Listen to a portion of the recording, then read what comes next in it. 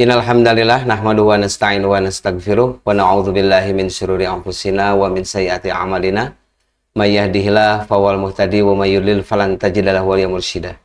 Asyhadu an la ilaha illallah wahdahu la syarikalah wa asyhadu anna Muhammadan 'abduhu wa rasuluh alladzi la nabiyya ba'da amma ba'd.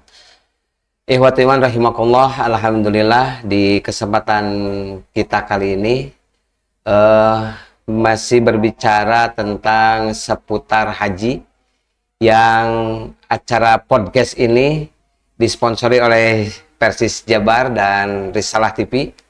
Dan di tengah-tengah kita sudah hadir, dulunya beliau adalah TPHD daerah dari Jawa Barat, yaitu Ustadz Bubun Farhabun. Ustadz, gimana? Sehat? Alhamdulillah sehat. Alhamdulillah. Dan di belakang layar juga ada para pemirsa. Bagaimana Bapak, sehat semuanya ya? Alhamdulillah. Seputar haji ini kita akan berbicara tentang secara umum dulu, karena kita berbicara tentang bagaimana bentuk pelayanan dan teknis di lapangan tentang haji. Alhamdulillah kemarin Ustadz Bubun itu tahun 2023 ya? Iya, tahun 2003 beliau merupakan TPHD, tim pemandu haji daerah. Petugas daerah. Itu dari alhamdulillah qadarullah dari Jawa Barat, dari Persis PW Jawa Barat, beliau merupakan perwakilannya.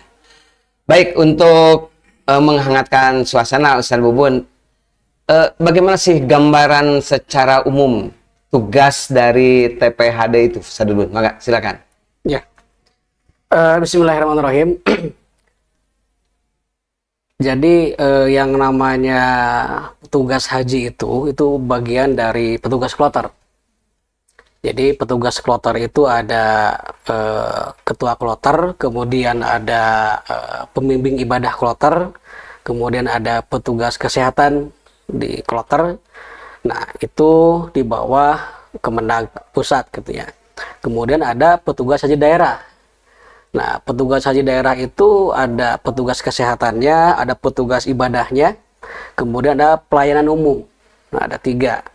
Nah, kebetulan saya kemarin itu di petugas ibadah kloter dari petugas haji daerah. Sekarang namanya itu PHD, tidak ada T-an gitu kan. Oh gitu ya. Ya, jadi tidak ada T-an, tapi PHD, petugas haji daerah. Oh. Gitu ya. Nah, itu di bawah kloter. Kemarin itu kami dari kloter 64 ya, JKS 64 namanya itu.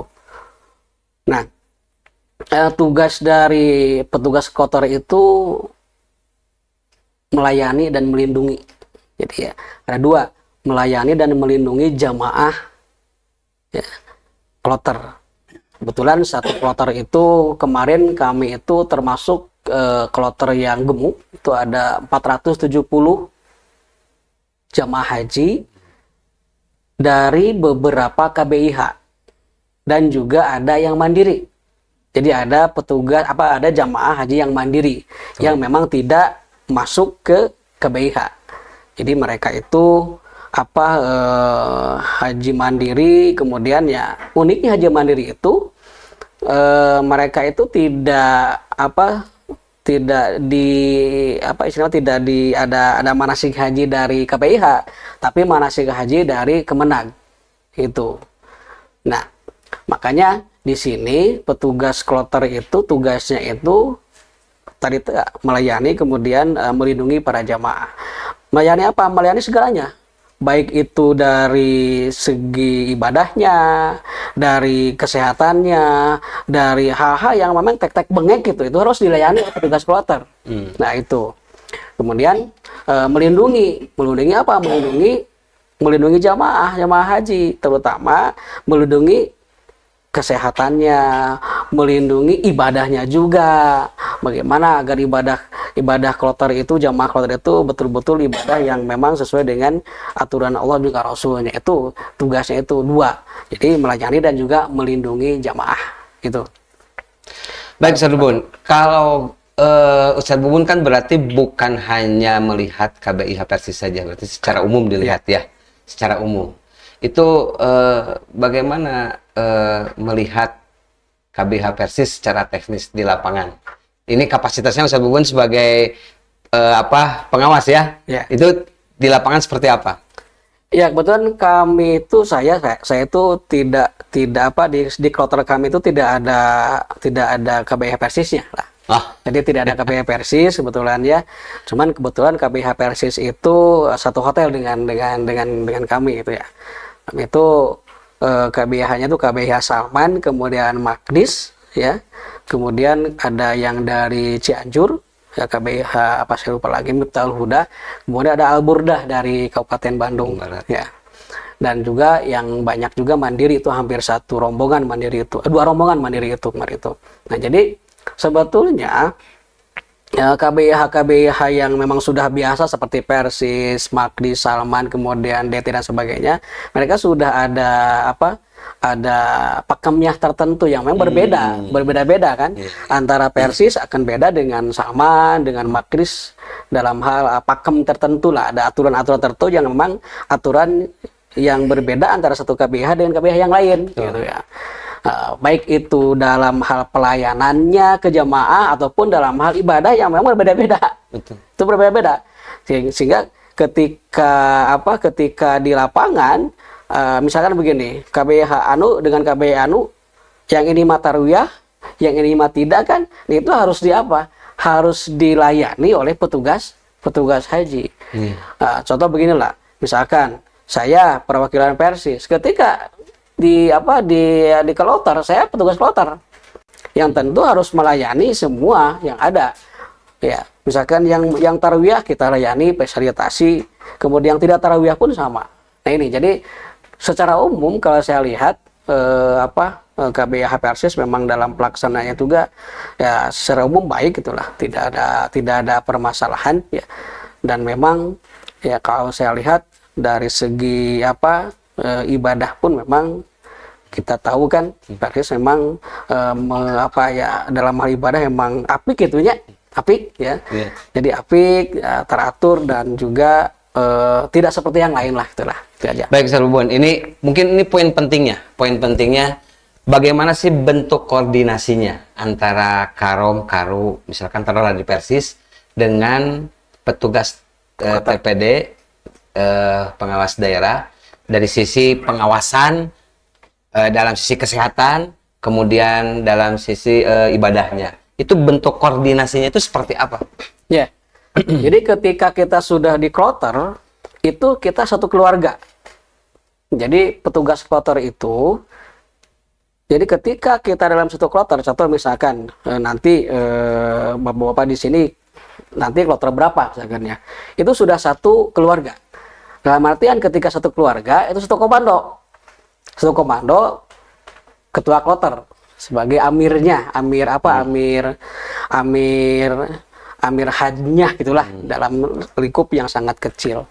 Nah, hal-hal yang berkaitan dengan urusan nanti di sana, bahkan ketika kita mulai berangkat dari sini, ya, misalkan ada yang dari Bandung itu, ada yang dari Kodam, kemudian ada yang dari Polda, kemudian KBB dari mana kan, macam-macam berbeda-beda, kabupaten dari mana. Nah, nanti ketika kita sudah berada dalam satu kloter, maka harus satu komando, ketua kloter. Dalam hal apapun. Ya, apapun itu harus laporan dulu. Nah, laporan seperti apa? Laporannya itu berjenjang. Nah, berjenjang. Tidak langsung ke ketua kloter kan, dari misalkan kan petugas kloter, kemudian ada karom. Jadi karom itu membawahi 40 ya, membawahi 40 jamaah. Kemudian ada karu itu 10 jamaah. Nah, nanti kalau ada masalah, ini jangan langsung ke petugas kloter, kita ke karu dulu. Ya, karu baru laporan ke mana? Ke karom. Ke karom baru ke mana? ke petugas kloter.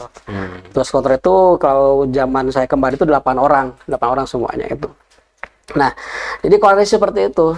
Supaya apa? Supaya nanti tidak tumpang tindih kebijakan. Jadi KBH itu ya istilah seperti ini. KBIH itu karena di bawah kloter ya tentunya harus berkoordinasi apapun.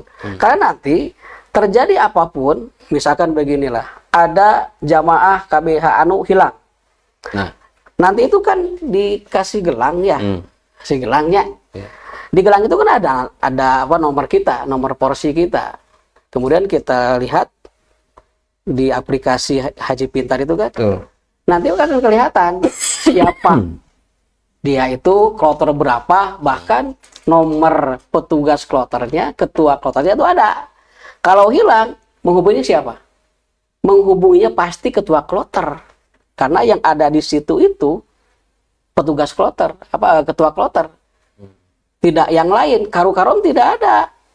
Identitas di aplikasi itu tidak ada. Yang ada adalah ketua kloter. Saya beberapa kali ya ketika di sana itu mendapati beberapa jamaah yang tersesat. Baik di catatan segini, Ustaz Bubun mungkin ya. Kalau nih karu kan membawahi 10 orang karu tuh. Ada yang hilang misalkan. Ya. Kemudian ke karomnya. Kemudian lapor ke kloternya. Kloter. Nah itu. Oh, gitu. Jadi koordinasinya bentuknya seperti itu ya. Seperti itu, ya. Termasuk kepada kesehatan juga mungkin ya. Kesehatan juga. Nah, ini yang paling penting. Nah, jadi yang paling penting itu kan mengapa keluar kartu istitoah? Itu kan kaitan dengan kesehatan.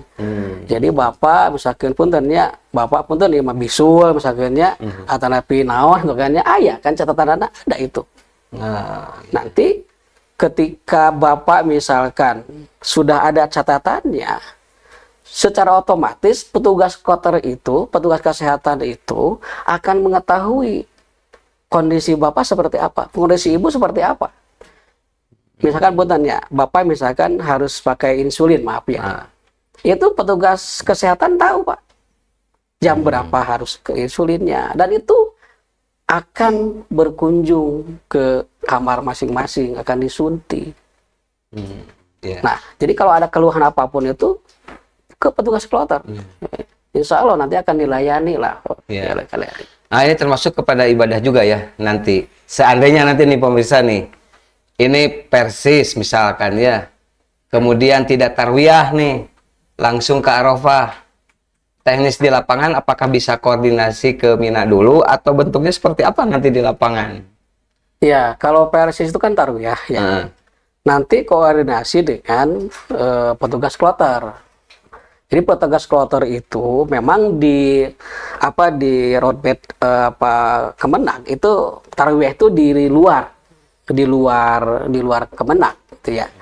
Makanya karena di luar Kemenag itu ada biaya tambahan.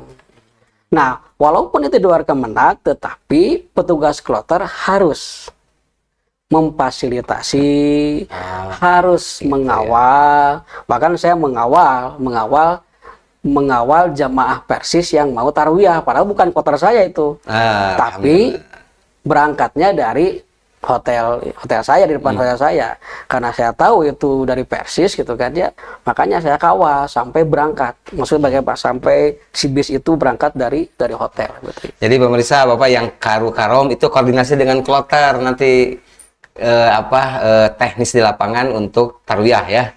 Baik, Ustaz, ini setuju nggak dengan ini? Kan karom, kemudian TPD ya, TPHD itu TPHI banyak. Betul.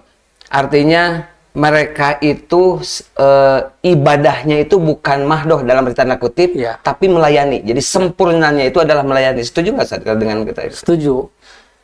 Jadi begini. Jadi kalau saya lihat, maaf ya, apabila salah ini, karom kemudian petugas kloter itu bukan hanya ibadah untuk dirinya sendiri kan? Nah, itu poin. Itu untuk karom itu ya. Poin itu. Jadi karom itu dia bukan hanya ibadah untuk diri sendiri, tapi dia membantu orang lain, ada nilai plusnya kan? Ini karu misalkan, di saya itu ada karu. Dia itu sampai ada yang pakai kursi roda kan? Itu tiap hari ke Masjidil Haram, kemudian di Arafah, kemudian di Muzdalifah, kemudian di Mina, itu tiap hari itu nggak dorong nggak tahu. Padahal dia itu tidak kenal dengan orang itu sebelumnya itu. Karena tahun kemarin itu tidak boleh ada pendamping, tidak boleh. Tahun kemarin itu yang sakit, walaupun dia misalkan sakit naripuh, tidak boleh ada pendamping kalau misalkan dia berangkat sendiri. Oh. Ya, makanya di sini karu-karom dan petugas itu harus sinergi. Bahkan kami ketika di BIMTEK itu di doktrinnya itu seperti itu. Jadi bukan hanya ibadah sendiri, tapi ibadah untuk melayani orang lain. Itu karu-karom seperti itu. Jadi karu, karom ya, TPHD ya itu sempurnanya ibadah itu adalah melayani walaupun ibadahnya dia sendiri. Ya, gitu ya. Kadang seperti itu. Kadang ada yang petugas kloter misalkan dia tidak tarawih. Mengapa? Karena ada jamaah yang misalkan sakit. Aku misalkan mayahna misalkannya dia tarawih sendiri. Hari ini jamaahnya diantep, kan tidak seperti itu. Ya. Ada karu seperti itu ya. Tuh. Jadi memang seperti itu Kak, yang kaitan dengan. Ada yang sampai nggak ketemu nggak sih yang hilang itu? Tahun kemarin ada satu. Tahun kemarin ada satu yang belum ketemu sampai sekarang. Sampai tahun ini? Sampai tahun ini. Belum ketemu? Belum ketemu satu orang. Ada yang ketemunya itu kurang lebih sudah 6 bulan. Ketemu. Dan itu meninggal. Mengapa tidak ketemu? Salah satu penyebabnya adalah gelangnya dicopot. Jadi sok sanaos misalkan naonnya gejednya, kadang gejed gitu gelang tehnya ada. Itu tetap itu harus ada. Itu yang tidak ketemu itu pertama gelangnya. Yang kedua yang ketemu sudah 6 bulan itu ternyata gelangnya juga sama. Dengan alasan seperti ini. Istrinya ngomong ke suaminya, itu yang ketemu yang meninggal itu juga meninggal ya. Bapak cenah itu gelangna cenah ku abdi. Bilih naon? Bilih leungit gelangna. Diambil dia oleh istrinya. Gelangna aya, bapana leungit. Gelangna aya, si bapana leungit gitu kan ya. Nah, gelangna teh gelangna unggul aya, si bapana teh aya ngantunkeun dan sudah ternyata setelah 6 bulan itu dicek di rumah sakit ada. Ternyata si bapak itu. Iya, Sad, pesannya Pak Sad buat KBIH kemudian Karu dan Karom Sad dengan peristiwa ini Sad. Ya, pesannya itu Karu-Karom itu petugas, Karu-Karom juga petugas. Tidak apa-apa kita disebut cerewetnya ku jamaah. Selama itu untuk kebaikan jamaah. Saya seperti itu kadang ya. Jadi bapak kade ieu, kade gelangna, kade kartuna, kade paspor sebagai paspor tidak kan ya. Kade anu identitas yang oleh Kemenag misalkan. Ini Pak harus dibawa gitu kan ya. Ini jangan lupa itu harus ditaati. Terutama nanti kalau musim panas itu kan nanti diberi botol untuk gitu ya. Karena panas itu ya. Semprotan lagi lagu sagung kita. Disemprot ke itu nanti akan dikasih orali dan sebagainya. Kalau gelang cadangan boleh punya cadangan nggak sih gelang? Enggak, hiji eta gelangna. Tidak ada gelang cadangan, satu ya teh. Harganya teh kan 56 juta atau gelang eta teh. Jadi itu gelang tuh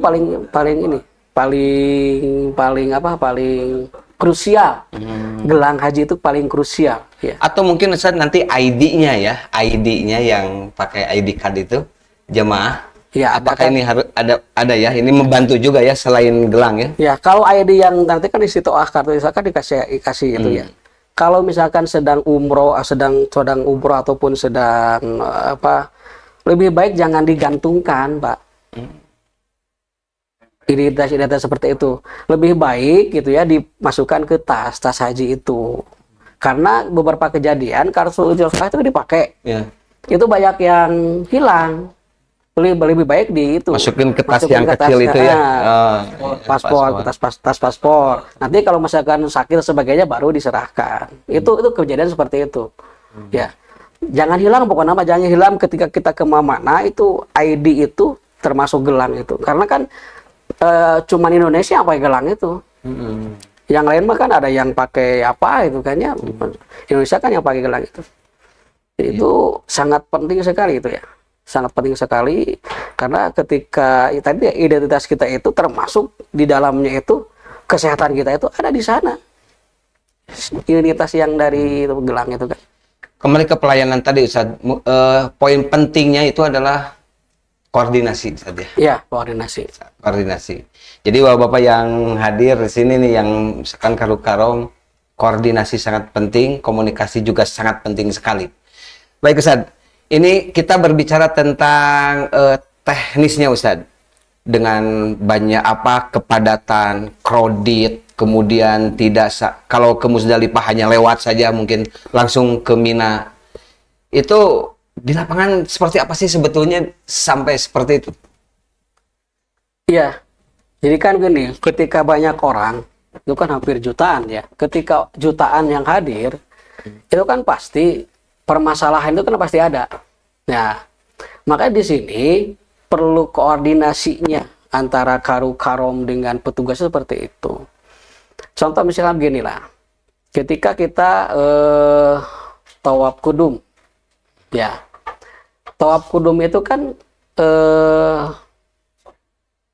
kita ketika datang ke sana kan, kita kan tawaf kudum. Nah itu kan petugas kloter itu biasanya menjadwal, KBH yang mau tawaf kudum, seperti itu kan. Nah sekarang beginilah, kalau tidak dijadwal bahayanya itu dikhawatirkan nanti semuanya tawaf. Kemudian ketika turun ke hotel kan semuanya bagaimana? Makanya dijadwal. Nah itu. Ataupun ketika kita di Arafah. Kalau di Arafah memang kalau di Arafah itu bukan tidak ada masalah, cenderung aman. Karena kita jadwal ke Arafah misalkan ya, dari Makkah ke Arafah jam segini itu sudah diatur oleh petugas kloter. Oleh maktab lah, oleh sektor sana sudah diatur jam sekian kloter itu sudah aman. Nah, kemudian nanti dari Arafah ke Musdalifah itu pun dijadwal juga. Jadi tidak sembarangan. Tidak sembarangan. Pedah-pedah ini kan kalau sunnah itu kan kita itu kan di Musdalifah itu kan setelah maghrib. Di jamaknya? Hari jamak kosor di Musdalifah. Di Musdalifah. Gitu kan ya. Tapi kan kenyataannya karena di jadwal itu, apalagi di Qur'ah di undi, kloter kita itu kebagian jam berapa kan kita tidak tahu. Nah, itu juga pentingnya. Kemarin saya itu dari Arafah ke Musdalifah itu kebagian jam 11. Secara otomatis kan jamak kosornya di mana?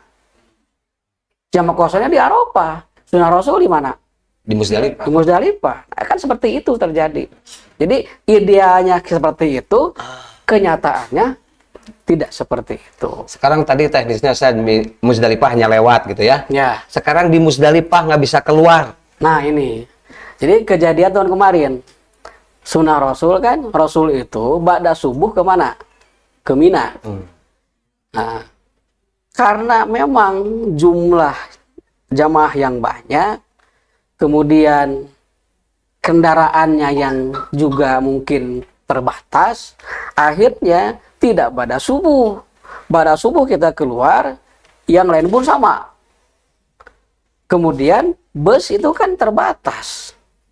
Itu yang pertama. Ada juga bus banyak tapi terhalang oleh yang di sana di Minanya. Akhirnya ada yang jam 7 baru ke Mina, ada yang jam 8, bahkan saya jam 11 baru ke Mina. 11 siang ya? 11 siang baru ke Mina. Sedangkan kan Tawaf ifadah? Bukan, jumroh Aqobah. Ya, itu kan Abdullah jam berapa? Duha kan? Duha. Abdullah itu duha. Sedangkan jam 11 masih di Musdalifah. Kalau yang bisa jalan, silahkan. Kami dari petugas kloter tuh silahkan, kalau yang bisa jalan, yang masih jag-jag, ya, silahkan. Dari Musdalifah ke Mina kan tidak terlalu jauh.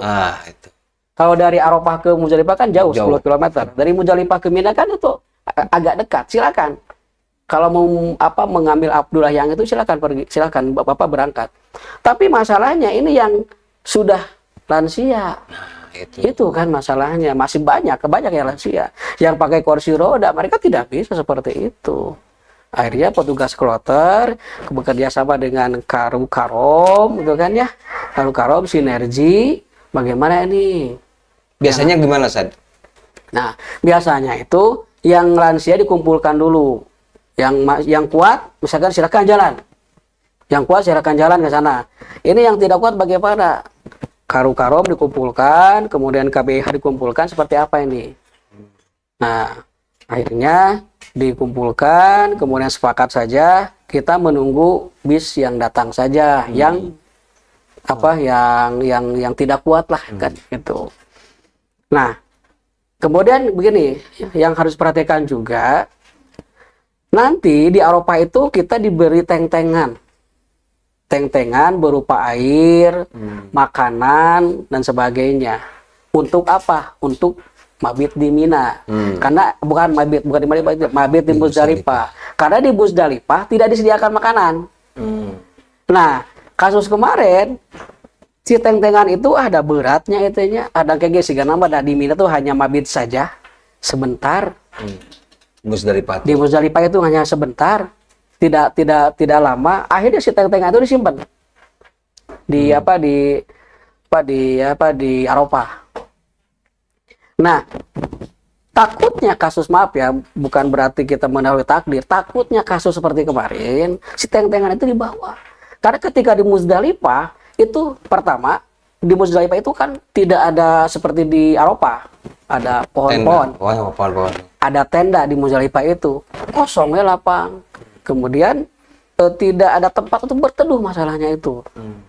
Air juga tidak diberi kalau di Musdalifah. Makanya teng-tengan yang di Eropa itu harus dibawa.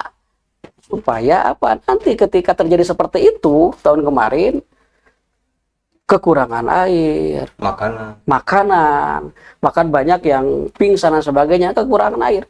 Karena ketika itu kemarin itu panasnya 50 derajat. Jadi bapak-bapak makanan dan minumannya ketika di Eropa dibawa, walaupun berat, disita makanan. Nah, itu canak ya Pak. Di Musdalifah ada toilet. Cuman masalahnya seperti itu, banyak orang, toilet terbatas. Jam 7 siang itu toilet sudah ditutup. Itu masalahnya. 7 pagi. Jam 7 pagi, Jam 7 pagi toilet sudah ditutup, air sudah tidak ada. Kebayang banyak. Jadi betul-betul persiapannya itu. Nah, ini karu-karom harus mempersiapkan hal itu. Jadi karu-karom ketika di Eropa ke jamaah keun we cerebet lagi tuangan canak, cai canak. Takutnya terjadi seperti itu kemarin. Ya. Itu banyak yang, ya maaf ini ya. Karena kan fase krusial dalam haji itu kan Arafah, Musdalifah, Mina. Itu yang paling krusial. Jadi kemarin itu tingkat kematian yang paling itu ketika di Mina. Ketika selesai jumroh ataupun mau jumroh. Mengapa? Kecapean. Itu kan dari Musdalifah kemudian ke Mina kan, setelah itu kan lepas jumroh. Itu kan kembali lagi kemana? Ke Mekah. Kalau misalkan ke Mekah dulu kan, tawaf ifadah. Baru setelah tawaf ifadah kan tidak boleh tinggal di Mekah. Di Mekah harus sebelum kembali. maghrib harus kemana? Ke Mina. Kalau bisa. Nah itu. Bagaimana kalau misalkan yang baru keluar Musdalifah jam 12, kemudian baru ke sana jam 2-an. Setelah itu kemudian lempar jumroh akobah. Sedangkan dari maktab itu kan kita tidak tahu nanti maktabnya di maktab berapa, Pak. Kalau saya kemarin maktab terakhir dekat Mina Jadid. Mina Jadid. Sini katanya. Oh, alhamdulillah. Sektor kemarin dari Kemenag itu sektor 9 Ya tetap aja sektor 9 itu kalau maktab 9 itu hampir dekat dengan 10, itu jaraknya tidak terlalu lama, tidak terlalu jauh antara 9 dan 10. Saya itu kemarin pas-pasan pisan akhir Mina. Kemarin banyak juga jamaah Persis yang Mina Jadid. Ada dari KBB juga ada yang Mina Jadid itu ada. Nah, itu kan jarak antara Mina Jadid ke sektor 10 ya, maktab 10 ke jumroh itu kan hampir 7 kilo. 2 jam. Mohon. Terbayang kalau misalkan tawaf jumroh akobah jam 4, kesananya berapa jam? Ketika bujang tawaf ibadah itu kembali lagi mana? Kembali ke Mina kan? kalau mau sehari itu. Makanya kan ada kelonggaran menurut fikih kan sampai tanggal 11 atau 13 gitu ya. Saya dengan kondisi yang seperti itu ya, kan dengan kondisi yang kredit seperti itu, kemudian waktu juga molor gitu ya. Itu apa yang harus dilakukan untuk karu dan karom untuk koordinasi, selain koordinasi ya Ustaz, untuk terutama untuk jamaah lah gitu. Nenangkeun jamaah gitulah. Jadi karu karom itu tugasnya nenangkeun jamaah. Nah, itu karu dan karom adalah menenangkan jamaah itu ya Ustaz. Karena apa? Kalau misalkan karu karomna gempeur, Jamaah semuanya ikut gempur. Karu karomna ya non istilah makan wae gitu kan ya. Udah jamaah juga bakal ke bawah seperti itu. Baik, Ustaz. Baik, Bapak Ibu sekalian, hadirin ikhwati iman rahimakumullah. Apakah nanti ada pertanyaan nanti dari jamaah sekaligus, atau kita tutup aja sesi ini dulu? Ya. Nanti ada sesi yang kedua di podcast Persis Jawa Barat dan kerjasama dengan Arsilah ini. Ada podcast kedua yaitu tentang teknis pelaksanaan ibadahnya justru. Kalau tadi kan pelayanan secara umum, kesehatan, kemudian pelayanan secara teknis ya. Demikian dulu.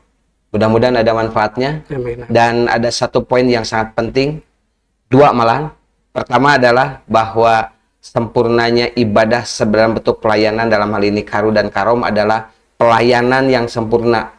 Jangan ibadah sendiri-sendiri, tapi justru bentuk pelayanan itu adalah sempurnanya ibadah. Yang kedua adalah harus pandai-pandai menenangkan jamaah. Kalau karu dan karomnya tidak pandai menenangkan jamaah, itu jamaah akan semuanya akan tidak tenang dan gempur. Baik, koordinasi dan ketiga adalah koordinasi yang baik antara karu, karom, kemudian dengan petugas ya, petugas yang ada haji, dan itu yang sangat penting sekali. Demikian, mudah-mudahan ada manfaatnya. Ditutup saja dengan doa, Rabbana atina fid dunya hasanah wa fil akhirati hasanah wa qina azabannar. Aqulu qouli hadza wa astaghfirullah li wa lakum. Wassalamualaikum warahmatullahi wabarakatuh.